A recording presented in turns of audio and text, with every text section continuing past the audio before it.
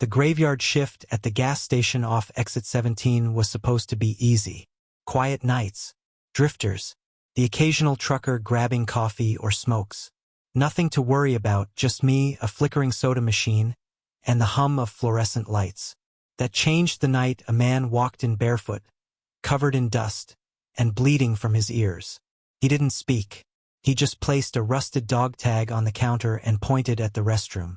I nodded, stunned, and watched him shuffle to the back. He never came out. After 10 minutes, I knocked. No answer.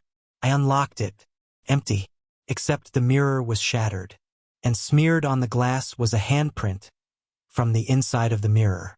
I tried to shake it off. Maybe he slipped out when I wasn't looking.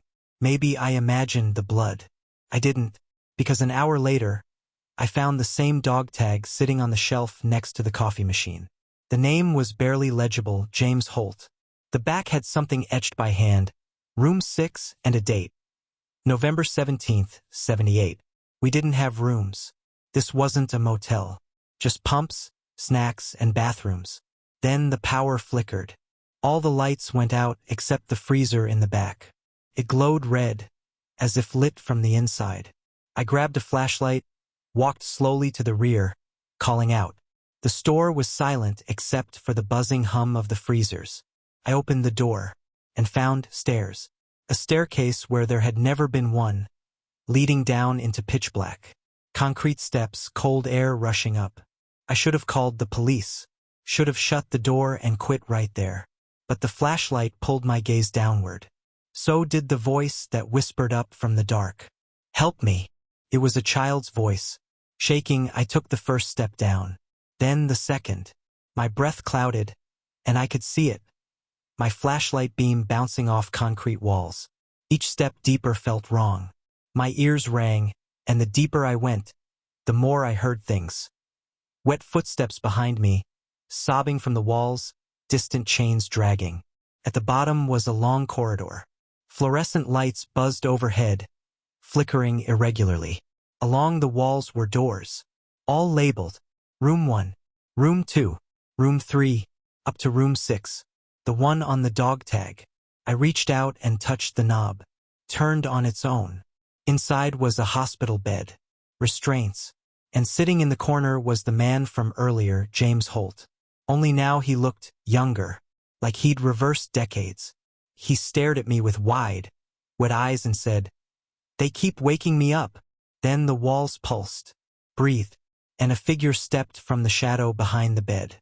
Tall, hooded, no face, just a long, yawning mouth, stitched at the edges, like it was trying to keep something in. It pointed at me and whispered, "You're the replacement." I slammed the door and ran, up the stairs, through the freezer, back into the gas station. But it wasn't the same anymore. All the shelves were empty, windows boarded, walls crumbling like no one had touched the place in decades. And standing behind the counter was me, older, hollow, pale. He looked up and whispered, "You stayed too long." Then he turned to dust. I bolted outside and saw the sign, Holt's Fuel Stop, closed since 1978. My truck was gone. The desert was silent. And far behind me, in the frozen red light of the walk-in, the staircase was still open waiting. I hitchhiked away that night, never told anyone what happened.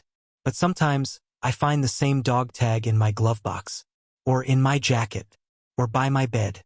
And every time it reads, James Holt, Room 6, November 17th, 78. And every night after, I hear the whisper, "You're the replacement." And I know, I never really left. I took a job at a remote 24-hour gas station just off Route 9 in northern Wyoming. It was a last resort gig. No one else wanted the graveyard shift, and I needed the money. The owner, a leathery old man named Deke, gave me a set of simple instructions.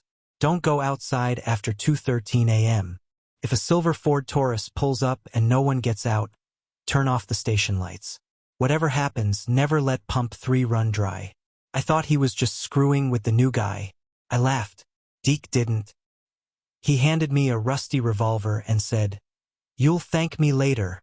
My first few nights were uneventful. Just your usual night owl wanderers, truckers, and sleepy families lost on their way to Yellowstone. Nothing weird. Until the fifth night.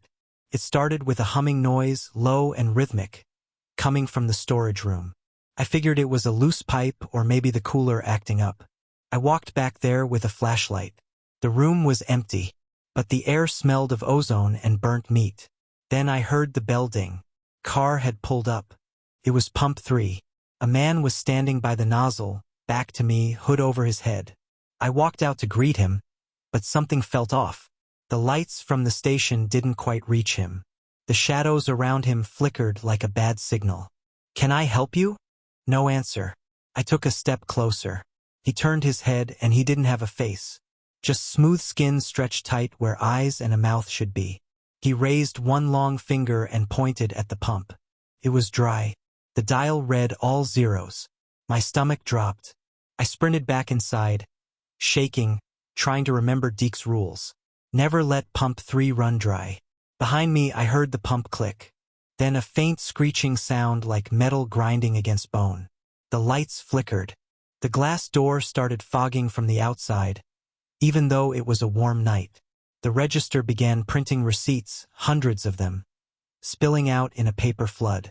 Every single one read the same. Paid in full. 3:33 a.m. Attendant. My name. Item. Body. I grabbed the revolver and locked the door.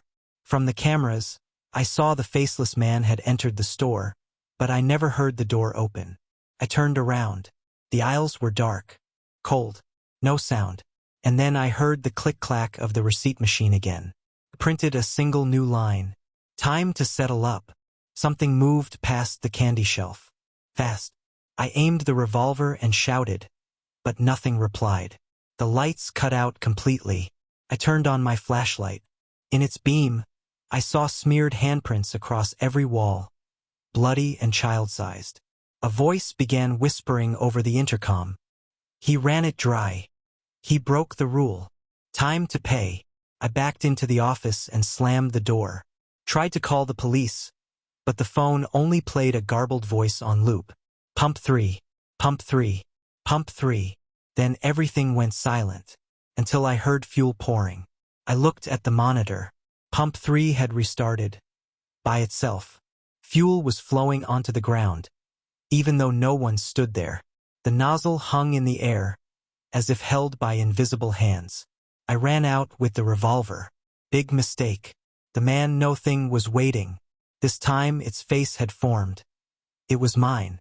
Smiled, eyes wide and wrong.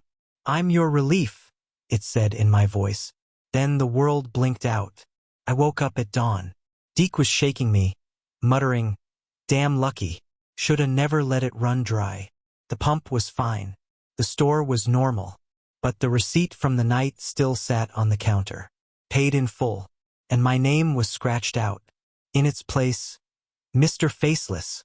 I quit that night. Left the keys on the counter and didn't look back. Months later, on a road trip, I passed the station. Pump 3 was still running. The sign read, "Attendant, Mr. Faceless." And behind the counter, in the flickering light, I saw myself smiling. Waiting. I was driving cross-country, moving from Pennsylvania to Oregon after quitting everything: job, apartment, girlfriend. Needed a fresh start. By the third night, somewhere in Utah, I was low on gas, hungry, and half delirious from the long haul. The GPS led me to an old gas station near mile marker 237. No name, just a flickering open sign and 3 pumps, all rusted and leaning slightly like tired sentinels. I pulled in. No other cars. The sky was pitch black. No stars, just a heavy, suffocating darkness like the clouds had swallowed the heavens. I stepped inside. The bell over the door chimed like it hadn't in years. The clerk behind the counter didn't move, just stared straight ahead with glassy eyes and a pale, cracked smile. His name tag read Cal, but it looked like it had been burned into the fabric. I nodded. "Pump 1, $20. He didn't blink. He didn't even breathe. But a slow, grinding sound echoed behind the counter, and a pump receipt rolled out without him ever touching a button. That's when I noticed something was off. The walls were covered in pictures. Hundreds of them. All black and white, all faded. People standing beside gas pumps. Different eras, 50s, 70s, 90s. But one thing was consistent in every photo. They were all alone. Each person stood with the same clerk behind them. Cal. Exactly the same in every photo. Never aged. Same dead stare. Same burned-in name tag. I backed away, suddenly uneasy. The bell chimed again. I turned. A man had entered. Tall, soaked in oil or something darker. His eyes were pitch black, no whites. He walked past me without a word and straight into the restroom. I turned to Cal. He okay? No answer. I looked at the receipt in my hand. It didn't say $20. It said, gallons. 6.66. Paid Sol. Tendant. Cal. Date.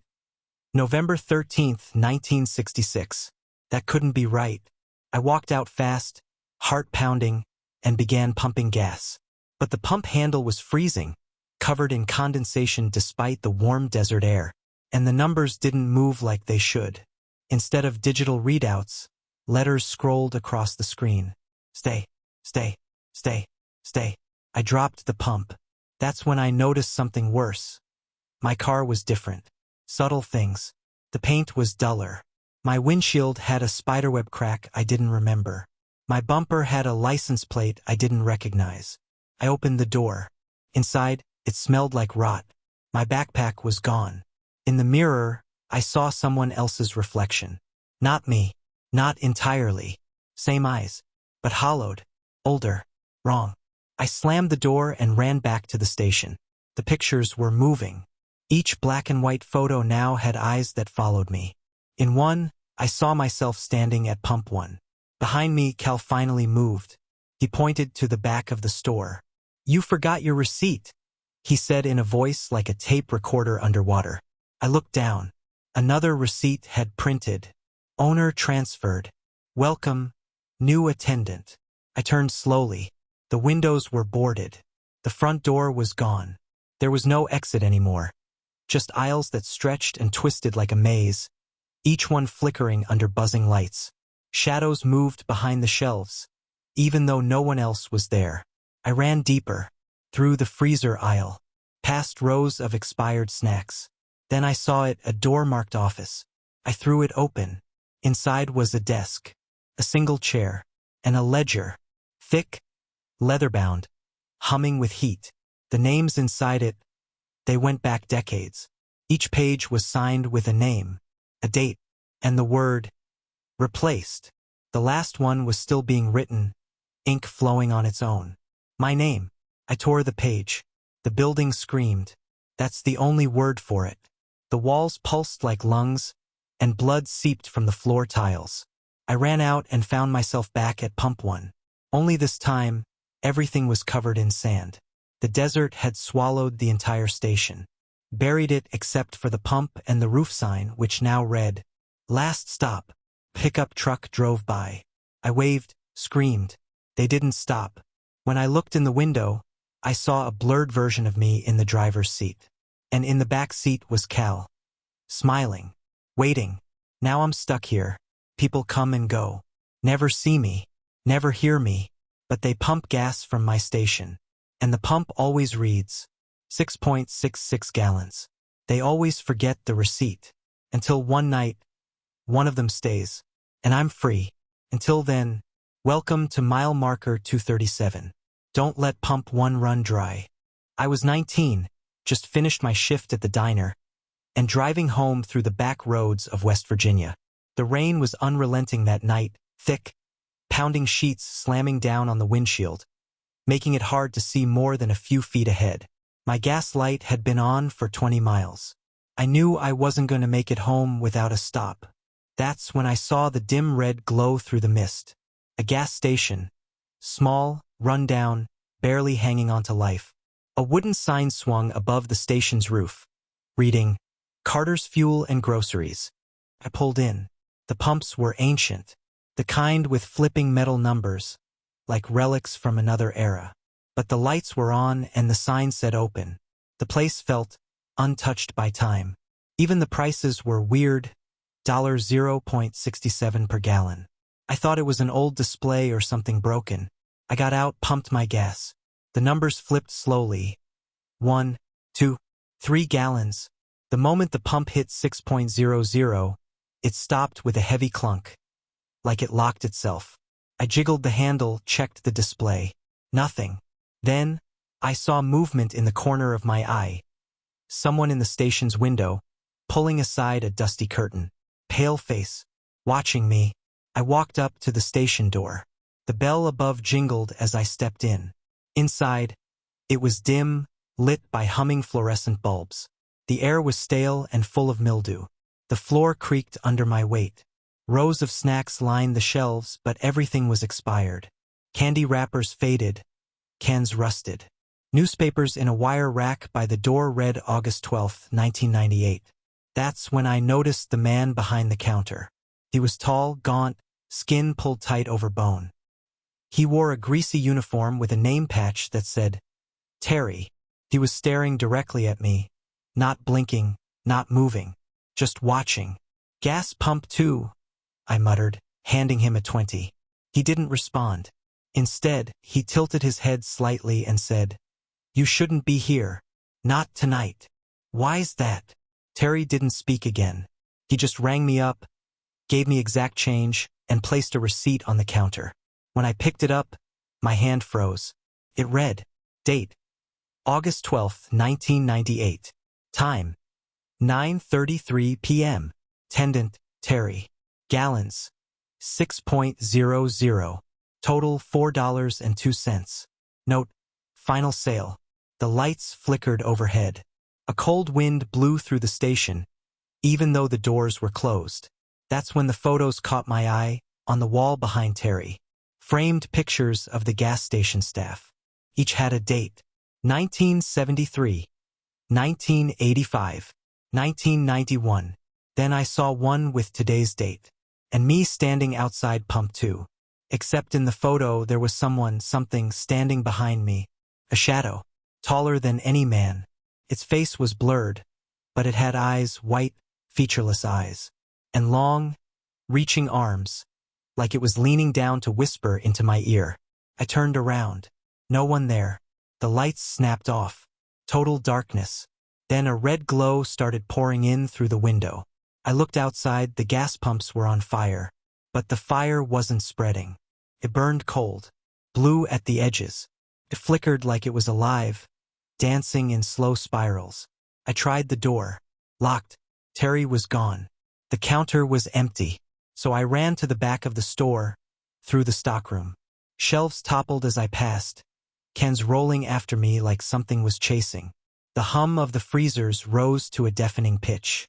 I pushed through the back door and emerged into nothing, just fog. The station was gone. My car was gone. I was standing in the middle of a dark forest I didn't recognize. No roads, no signs, just the receipt in my hand, glowing faintly in the dark. I wandered for hours, maybe days. Eventually, I was found by a trucker walking a trail near the interstate. He asked me what I was doing out here with no shoes, clothes soaked, no ID. I told him I stopped at Carter's Fuel and Groceries. He blinked hard. That place? Son, that station burned down in '98. Faulty wiring in pump 2. Killed the owner. Whole place flattened. I didn't believe him until I saw the photos online. Old news clippings, blurry shots of the fire. There, clear as day, was Terry's face under the headline. Station owner dies in mysterious fire. No cause determined. They never found his body. Now I keep the receipt locked away in a drawer. Still dated August 12, 1998. Still fresh. Sometimes when I open that drawer, the paper is warm and smells faintly of gas.